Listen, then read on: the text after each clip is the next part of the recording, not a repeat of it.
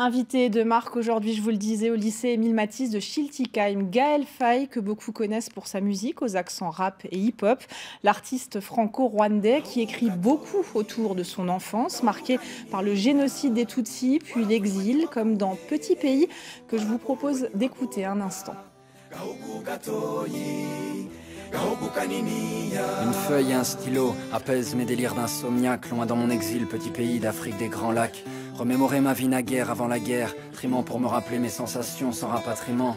Petit pays, je t'envoie cette carte postale, ma rose, mon pétale, mon cristal, ma terre natale. Ça fait longtemps les jardins de Bougainvilliers, souvenirs Et enfermés Petit dans Pays, c'est aussi le titre de son livre à très grand succès autour duquel ses élèves ont travaillé. Il présentait ce travail à Gaël Faye ce matin. Grégory Fraise, vous étiez avec eux, c'était forcément un moment très important pour ces adolescents.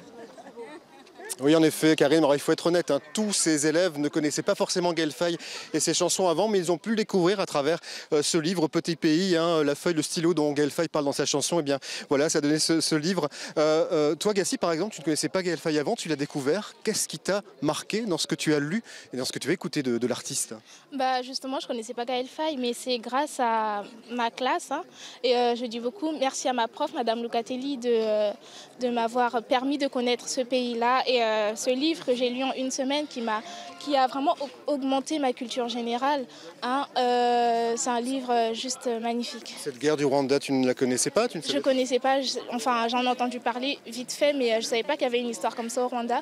Et c'est à travers de Gaël Faye et de ce livre que j'ai connu ce qui s'était passé au Rwanda. Et voilà, et donc Gaël Faye est avec nous. Cette génération n'a pas connu cette guerre, vous la racontez, vous témoignez de votre histoire. Vous avez eu droit à un spectacle ce matin qui reprenait en partie le livre. Qu'est-ce que ça provoque en vous de voir cette génération transmettre ainsi votre message?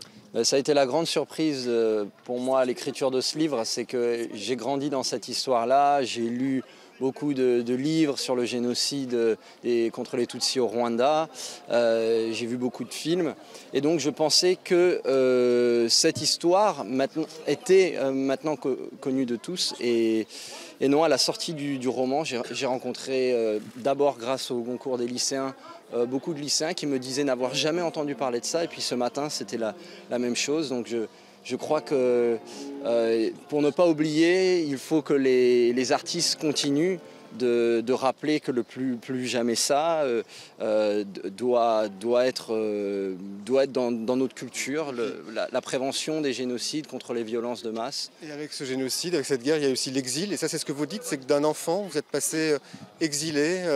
Et ça, peut-être que parmi eux, il y en a qui se retrouvent aussi dans ces histoires.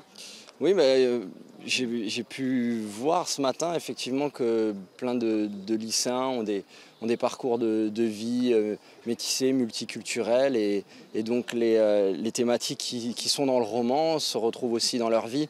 Et surtout, ce qui m'a marqué, c'est que finalement, ce livre, il m'appartient plus.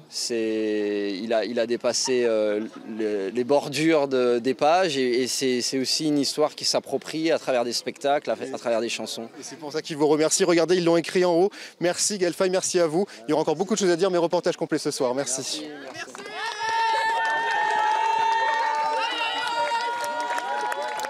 Merci beaucoup Grégory pour ces échanges.